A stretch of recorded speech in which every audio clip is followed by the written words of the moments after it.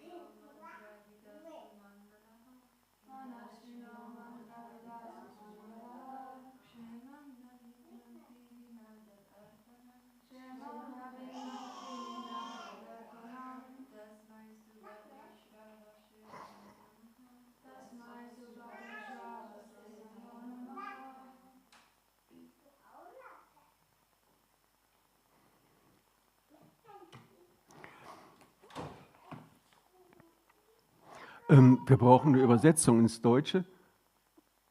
Kannst, ja, ja, mach das.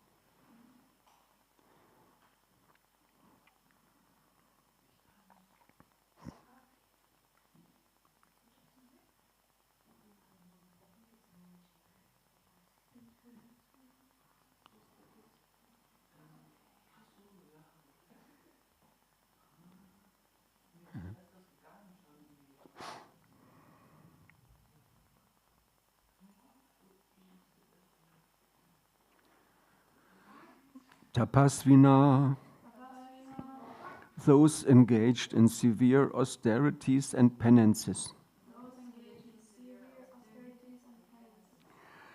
Dhanapara, those engaged in giving their possessions as charity. Yashasvina, those famous in society. Manasvina, experts in mental speculation or meditation. Mantravida, experts in reciting the Vedic hymns. Sumangala, very auspicious. Kshemam, real eternal auspiciousness. Na, never. Vindanti, obtain. Vina, without. Yad arpanam, dedicating unto whom? In brackets, the Supreme Personality of Godhead. Tasmai, unto that Supreme Personality of Godhead. Subhadra Shravase, whose glory is very auspicious. Nama Namaha. I offer my repeated respectful obeisances. Translation.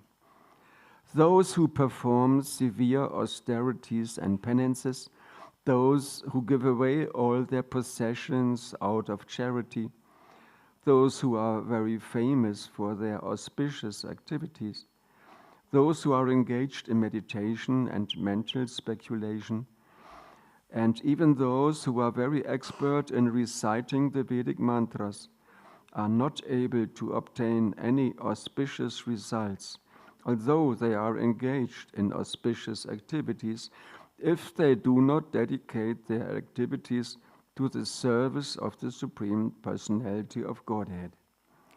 I therefore repeatedly offer my respectful obeisances unto the Supreme Personality of Godhead, whose glories are always auspicious. Purport. This is also a quotation from Srimad-Bhagavatam 2.4.17.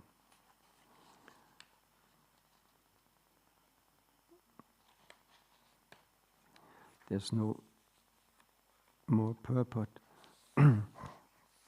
So read the next verse 2, text 21. Kevala Jnana Mukti Dite Nari Bhakti Vine Krishnan Mukhi Sei Mukti Haya Vina Jnani. Speculative knowledge alone, without devotional service, is not able to give liberation. On the other hand, even without knowledge, one can obtain liberation if one engages in the Lord's devotional service. Purport. One cannot attain liberation simply by speculative knowledge. Even though one may be able to distinguish between Brahman and matter, one's liberation will be hampered if one is misled into thinking that the living entity is as good as the Supreme Personality of Godhead. Indeed, one falls down again onto the material platform because considering oneself the Supreme Person, the Supreme Absolute Truth, is offensive. When such a person comes in contact with a pure devotee, he can actually become liberated from material bondage and engage in the Lord's service. A prayer by Bilvamangal Thakur is relevant here. Bhaktis tvayi stiratara bhagavan yati syat daivena narpalati divya kishora murti mukti svayang mukulitang jali sevate sman dharmartha kama gataya samaya patiksha. O my Lord, if one engages in your pure devotional service with determination, you become visible in your original, transcendental, useful form as the Supreme Personality of Godhead. As for liberation is concerned, she stands before the devotee with folded hands, waiting to render service. Religion, economic development, and sense gratification are all automatically attained without separate endeavor. Krishna Caritamrita, text 107.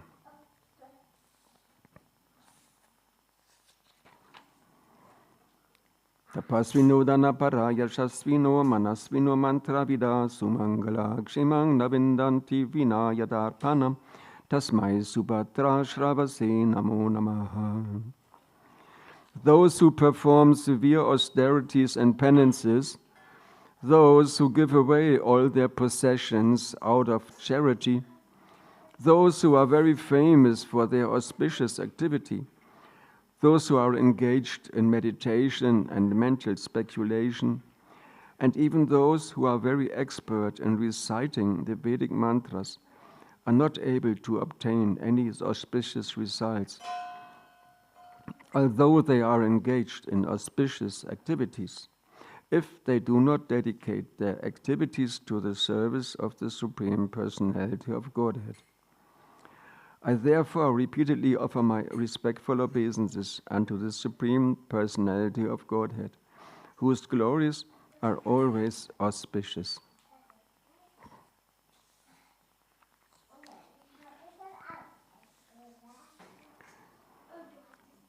By quoting so many verses from different scriptures, mainly Srimad-Bhagavatam, Caitanya Mahaprabhu explains the essence of knowledge, devotional service.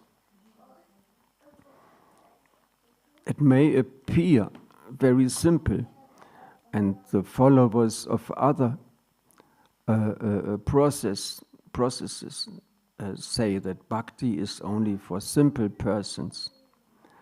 But actually, bhakti is the supreme and the essential process.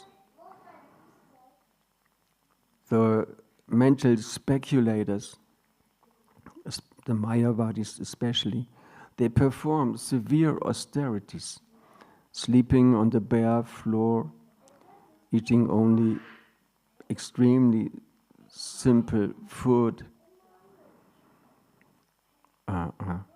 reading extensively in their scriptures. But still, this appears very difficult, very hard to perform. But still, it does not bring the result as the simple process of bhakti yoga does. We don't sleep on the bare floor, okay. It is said a hard bed creates a soft back, and a soft bed creates a hard backbone. So it's not good to sleep too soft. But we don't sleep on the bare floor, it's not practical. And we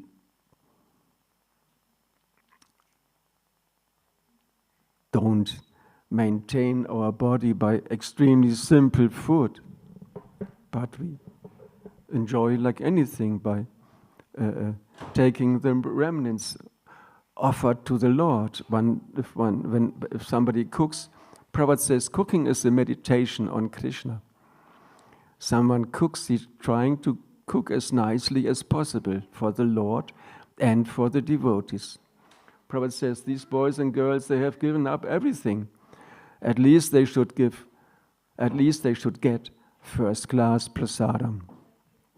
Something must be there. If you don't have the taste of devotional service yet, you need something nice so that you stay happy in life. Of course, everybody is not here just for prasadam. But in my case, at least, it was like this. I got attracted to Krishna consciousness by prasadam.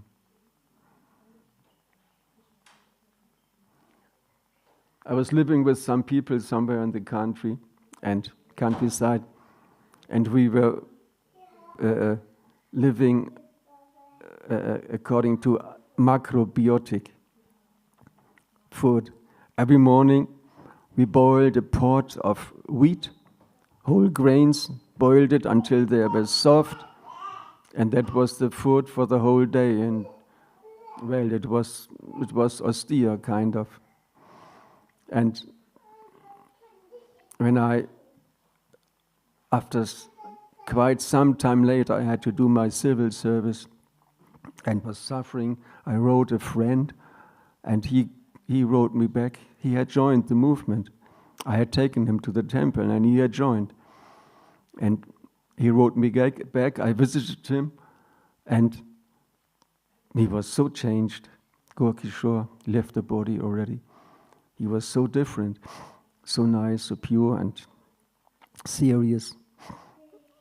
And there, devotees served prasadam, and it was such a difference. Macrobiotic means sugar is yin, not good. Milk, yin, not good. One should avoid these things. And there in the temple, the prasadam was very yin. Everything was very nice, very enjoyable. And I like this very much. I bought a small cookbook, took it home to my place where I lived after the civil service. And I was reading in the cookbook sometimes. I couldn't cook anything, but at least I was looking searching in the cookbook. So devotees, they perform these severe austerities. On the contrary, they enjoy like anything. Not studying the whole day. We do study, yes. We do study the Bhakti Shastras.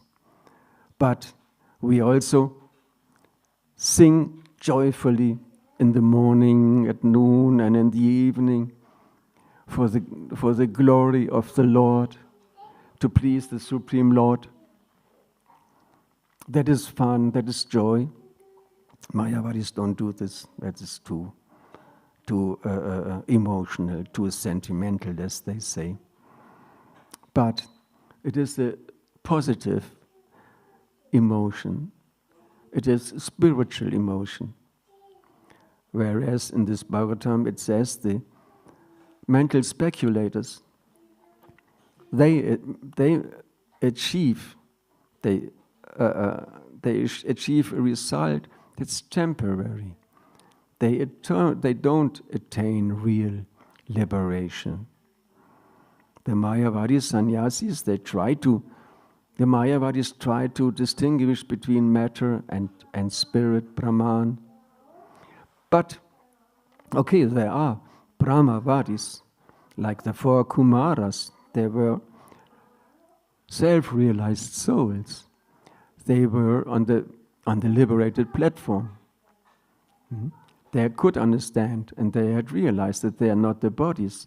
They could go to Vaikuntha, to the gates of Vaikuntha, and they wanted to see Vishnu. What do I know? Out of curiosity. They were not bhaktas, they were not devotees, but they wanted to see Vishnu, and the gatekeepers, Jai and Vijay, told, no small children allowed here. Sorry, boys, go back home, go back to your mama. And the Kumaras, they were great sages, they were direct sons of Brahma, and they just didn't want to get entangled in the body of an adult with all their hormones, all their attitudes. They just wanted to stay small children, innocent, not disturbed. So they were great sages in the bodies of small children, and they said, we are not small, stupid children. You are foolish persons, and so on. They cursed the gatekeepers. And then Vishnu, he heard about this, and he came to the gate to look. Well, he was not ignorant. He did not want, what's going on there? I have to look. Vishnu, he came all-knowingly. He came to bless his gatekeepers, and also the Kumaras. And when the Kumaras, who were Brahmavadis, who had realized Brahman, when they saw Lord Vishnu, especially when they perceived the fragrance of the tulsi leaves on the lotus feet of the Lord, the bhakti awakened in their hearts, and they became devotees. They became uplifted by the Lord from the stage of Brahmavadis to the stage of bhaktas. So they are real Brahmavadis, but mostly what is propagated nowadays is this Mayavad philosophy. The result is you try to understand the Brahman, and when you realize the Brahman, then you realize it's all one. Brahma Satyam, Jagat Mithya. Only Brahman is real. The whole rest is Maya, is illusion. only Brahman. And when you perceive that you are spiritual light, you merge into the wholeness of the complete Brahman. You merge into it, and this way you become God. Sorry. That is the philosophy of the Mayavadis. They want to become God. In this way you become God. Isn't it nice? That is stupid. That's a stupid idea. Once a person came here and somehow we were talking and we went into his van and he said, you know, Akhila, what you are doing, that is something okay, but actually the goal in life is to become God. It's not so difficult for you to also become God. And I said, that's okay. We know this thing. That's not the real process. That's no fun. And the Mayavadis agreed each other with Namo Narayan. Instead of good morning, they say Namo Narayan, Namo Narayan. Come on. That is foolish. That is incomplete. It's not incomplete, it's completely in the wrong direction. It's not incomplete, it's offensive. It is a great offense to call oneself God, to think that one has become God just because you perceive that you are able to somehow perceive the Brahman effulgence, the white light, like some esoterics and some bands of the 70s were singing. Velvet Underground had a song, White Light. They don't know what is the real truth. They can perceive something, Brahman, somehow. But when they fall into this last trap, into the last snare of Maya, then they think, driven on by their demoniac desire, then they think that they have finally become God. Oh, there's the Brahman. Now I become the Brahman and I am God, all-knowing, and so on. They get into this. But because this is a great offense, they fall down from their platform of some Brahman realization. They fall down from that platform and they dive deep into material consciousness. Srila Prabhupada said the Mayavadis, after some time they will live as a stone. They will turn into stones, complete inactivity. They were searching for inactivity, becoming Brahman, but because they didn't have because they had the wrong attitude, wanting to become God and thinking they had become God, they are thrown into the lowest species. Not every brick is a living entity, but there are stones. Sometimes people, they crack pebbles, and one can see there are layers, just like a tree has layers every year. One layer is added to the tree. The bark produces these layers, summer and winter differently. When you look at a piece of wood that is cut, you see the layers, and some stones, they have these layers also, like grown trees. And those layers, those pebbles, those stones, they are inhabited by a living entity. One living entity is present in this stone, or was present in this stone. Those are the Mayavadis. That's their future. Krishna says the devotee who has realized the Brahman, he doesn't hanker, he doesn't lament, but he starts to perform real devotional service. Real Brahman realization means to understand one's not the body, we're not the body. And it's said that's the first result of chanting Hare Krishna, that we realize we are not this body, we are living in this body. We are living in this body, speaking the Hare Krishna mantra. We are with our real eyes, we look through these eyes, like Suhotra Swami once was singing in one of his songs, looking with your eyes, through these eyes. With our real eyes, we look through the eyes of this body. We perceive that we're not this body, that we're living in this body. That's the first result, the Brahman realization. But that doesn't stop. The devotee understands, I'm not this body, but I'm an eternal part of Krishna. I'm spiritual and a spiritual part of Krishna. And as children are very happy and joyful in doing things and playing and doing many things, they have lots of energy. Our little, Sujita's little grandson, Caitanya, is now staying at our home. Kalindi, she went to her mother to Estland to make a driver's license, and he's staying at our home with Gwamuha. And he's very, very active.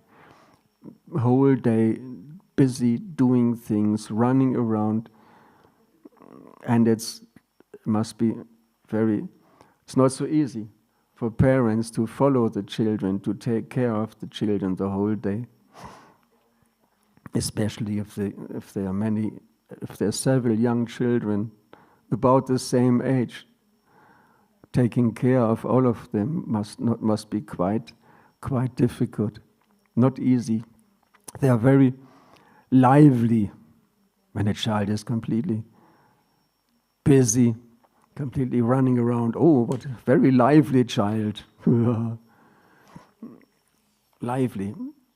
And Prabhupada said this, the fact that children are so lively, are very active by nature, is a sign.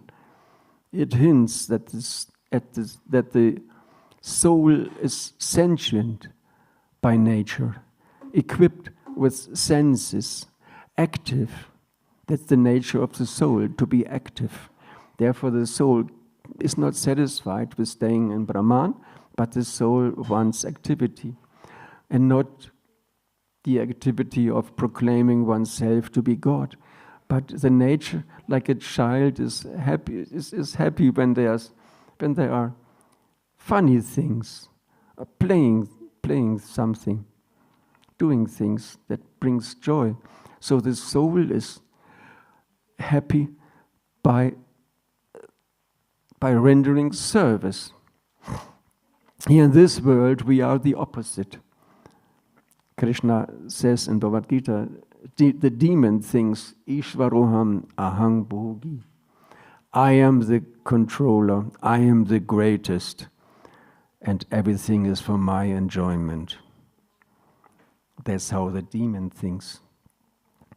A devotee thinks completely, the truth is completely opposite. We are not the enjoyer. We become happy when we give some enjoyment to Krishna, when we do something nice for Krishna. Krishna is not a dictator, a brutal or rude dictator. Krishna is the most lovable, sweet personality.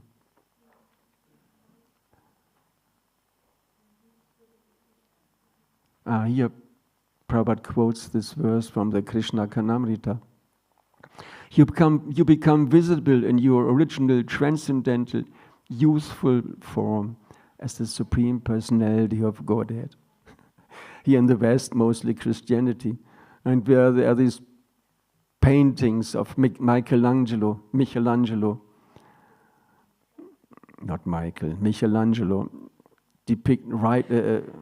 depicting God. And because they know God is the oldest person, the one who was there before everybody. So he's the eldest, he's the most old person. And therefore we have to paint him also as the most old. Oh, could you close the door, please, Prabhu? Sorry.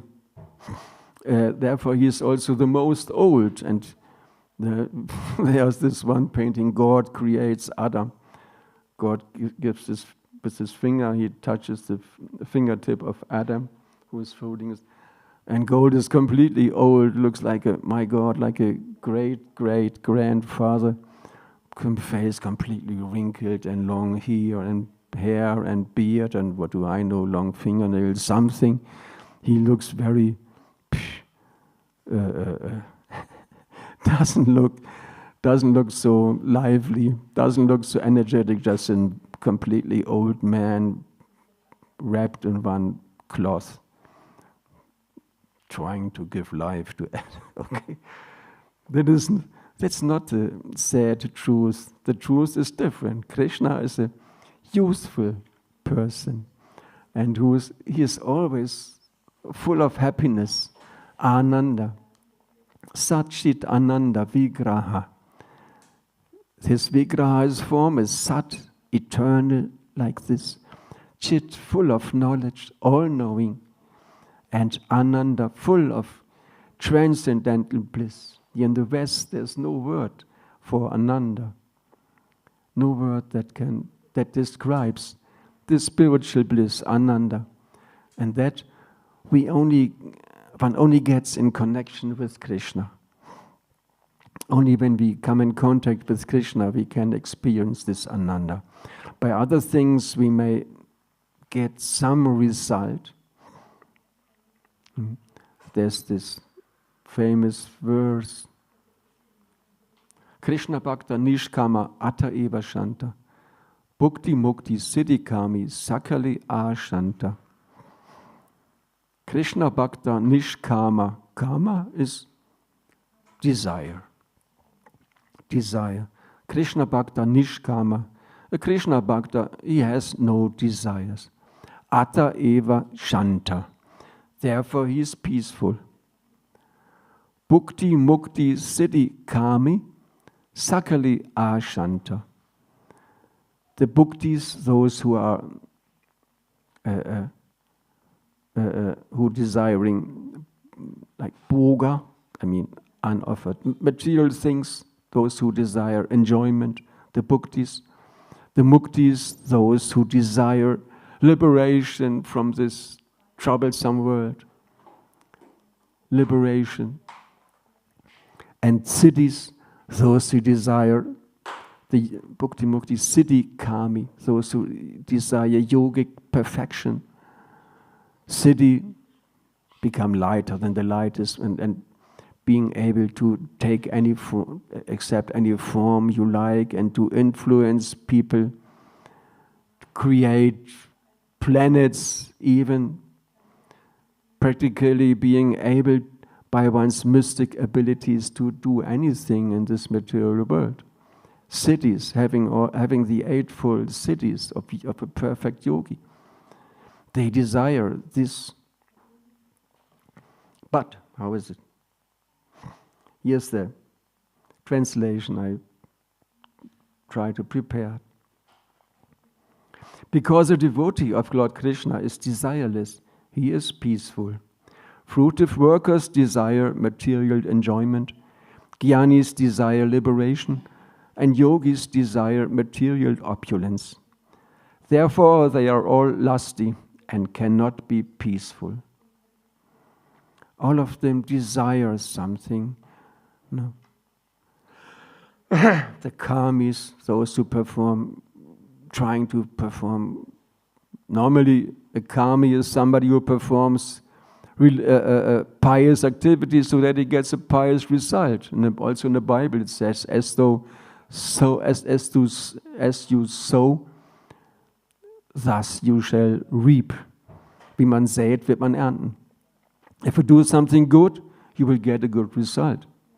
Simple understanding, simple description of karma, of action and reaction. Karmis, they just perform pious activities to get a good result, to go to the heavenly planets, enjoy their unlimited.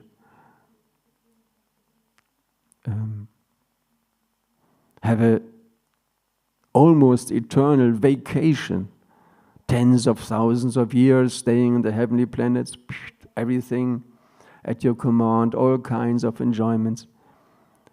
But then they have to return, and so on. All these things, one desires all these things, material enjoyment, heavenly planets, liberation from these material things. Still, it's a desire which may end in the trap of Maya, thinking one is God. And these mystic cities, yogis perform long time, great austerities, until they get these mystic cities, and then still on the material platform. All these are desires, karmis, they are desirous. And Prabhupada once called Bhakti, these yogis, gyanis, karmis, they are all rascals. It's not just Prabhupada's opinion, but it says in this verse, they're all lusty, they all desire something for themselves. They want something for themselves, for their material, fallible body, for the limited person. They want something for themselves. And because of that, they are not peaceful. They desire something more, something more. They said, if you obtain the whole universe, then, would be nice to have another universe. Who knows? In case of, it would be good to have another universe. Lord Brahma in this universe is not like this. He's a pure devotee, but somebody who is after material possessions, he always wants more, no matter what he gets. Working like an ass to get a lot of money, then you buy a big car, and then, like Ananda Krishna Prabhu said a few days ago, when he bought this car, it's a used car, this Mercedes, Bonzen Tresor, mit eingebauter Vorfahrt. He bought this big car, but after a few days, I want another car. Then hey, stop. That's okay. It's a good car, used, not expensive. It's good. So whatever you are able to buy or get, it's all useless. It has nothing to do with one's real nature. Prabhupada says, Sanatan Dharma means to serve. Our Sanatan Dharma, our eternal occupation, the nature of us, our real nature, is to serve. We are not the enjoyer. Krishna is the enjoyer. And when we act in this way, when we serve Krishna, then when we realize it, that Krishna is the Supreme Lord, when we get this knowledge from Prabhupada, first jnana and then vijnana, the knowledge, and then we realize it. Yes, Krishna is the Supreme Lord. And so often he shows us, he arranges things of our lives. He brought us here, he is trying to turn us into devotees. Krishna is doing all these things for us. So often we can see it, and also when we sing for the deities, doing service for the deities, Krishna he reveals. Yatamam prapadyanti, I reveal to everybody according to their grade of surrender. And Often Krishna shows us that he is the Supreme Person, that he arranges everything, not a blade of grass. Sorry, so schnell, ne? Not a blade of grass moves without the sweet will of the Supreme Lord. And as devotees, we only by bhakti, only by devotional service, we perceive our real nature and the real nature of Krishna. That is the supremacy of devotional service. Also in the Gita, Krishna says, Bhaktyamam abhijanati yavanyashasmi tatvadadatoma tatvadogyatva vishati tadanantaram. I didn't learn it in English. I have it here. Yeah? One can understand the Supreme Personality as he is only by devotional service. And when one is in full consciousness of him, by such devotion he can enter into the kingdom of God. Yeah. I repeat for the people who are... One can understand me as I am, as the Supreme Personality of Godhead, only by devotional service. And when one is in full consciousness of me by such devotion, he can enter into the kingdom of God. Only by devotional service we can approach Krishna, we can realize Krishna. Only when Krishna is pleased by our attitude, when we give up. Prabhupada says the soul falls into this world and trying to enjoy. But when all these endeavors are baffled, like Prabhupada said, then the conditioned soul asks and searches for a solution for this dilemma. All material endeavors are baffled. They are all failures. Whatever. Everything material is failure. All things must pass. The song of George Harrison. This record. 3 records on one album. All things must pass. All things must pass. It's all material. It's all useless. And when we realize this, then we are ready to turn to Krishna. And if we are lucky, we get the association of a pure devotee. And by his association, we are able to learn about our real nature and the nature of Krishna. And we are so lucky that we are in this process, that we are here. And some of us, they are even more lucky, and they go out and distribute this bliss of association of Krishna, and Srila Prabhupada trying to give this to all those people outside who are suffering. How does this verse go? Prahlad speaks this verse. How is called this river between the material and the spiritual world? Navot vijay paraduratya yavaitaranyastvat virya gaina mahamrita chitta magna chitta sucheta to vimuka cheta sendriyaya maya sukhaya param utva to vimudan. Oh my Lord,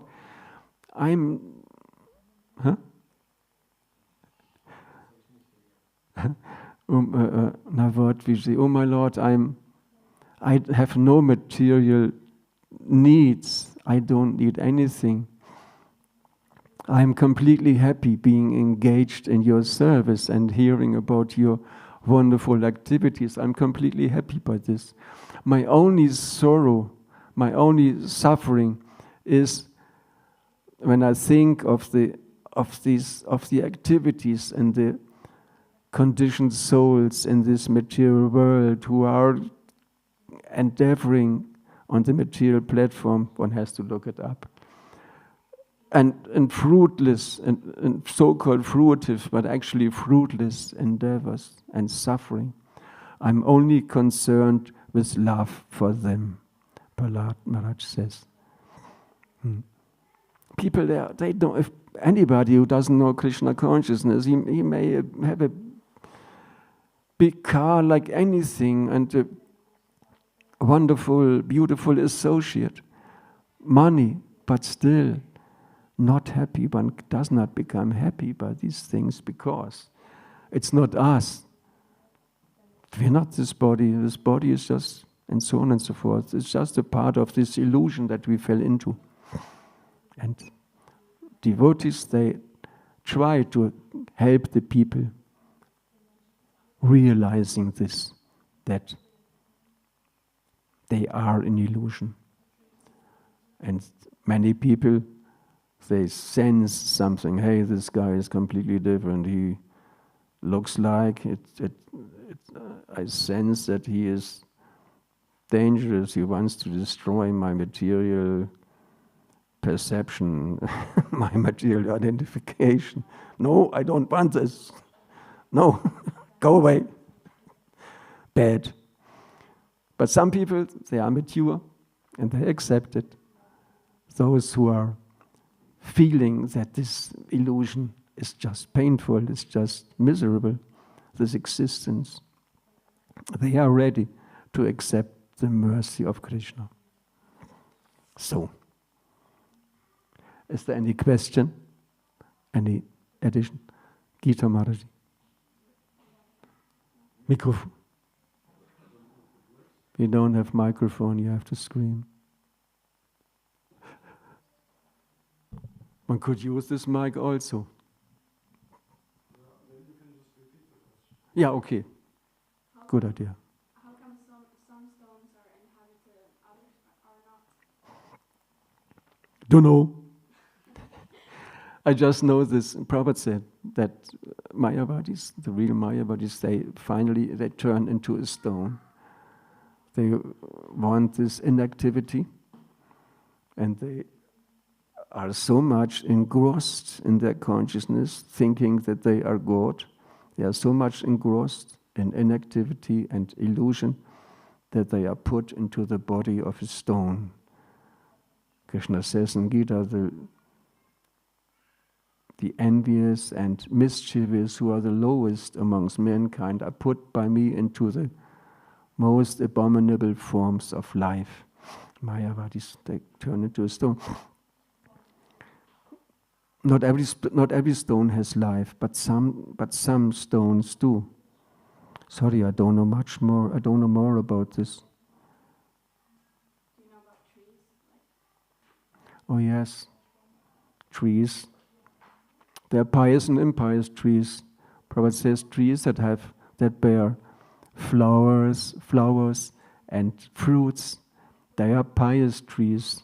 Other trees who are not so fortunate, they are impious trees. No fruits, no flowers, and also no fruits. Yes, they are different kinds of trees. Also a very conditioned form.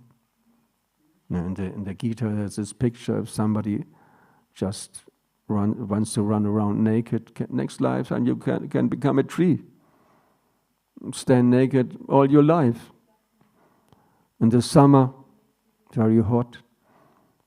In the winter, very cold. All the leaves fall off. But still, we have to become more tolerant than a tree even. Enduring all these sufferings that come to us, even suffering even more than a tree, okay, but still we can endure this for Krishna, for being able to chant the holy name. Once a devotee, he quoted the verse, Tinata pisu nichinatoro yavasahishnu amanina manadina sankirtanya sadahari. More tolerant than the tree and more humble than blade of grass. And this way one can eternally perform Sankirtan. So many statements of Srila Prabhupada we are not able to understand immediately. What if we, after some time, if Krishna sees us ready, he will lead us to a part in the scriptures which answers our question. I'm not able to. Sorry. Jai, welcome. Srimad-Bhagavatam ki jai. Sankirtan Yakya ki jai. Srila Prabhupada Sankirtan movement ki jai.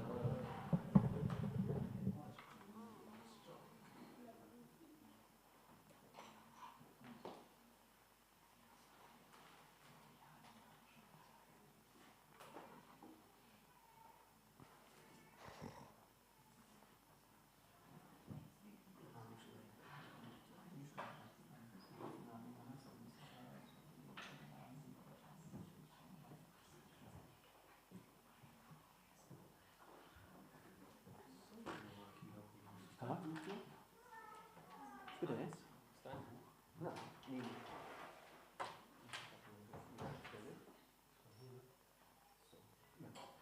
Warte, ich kann es mitnehmen. Trick. Warte. Nein! Nein! Das kann man beides gleich sagen.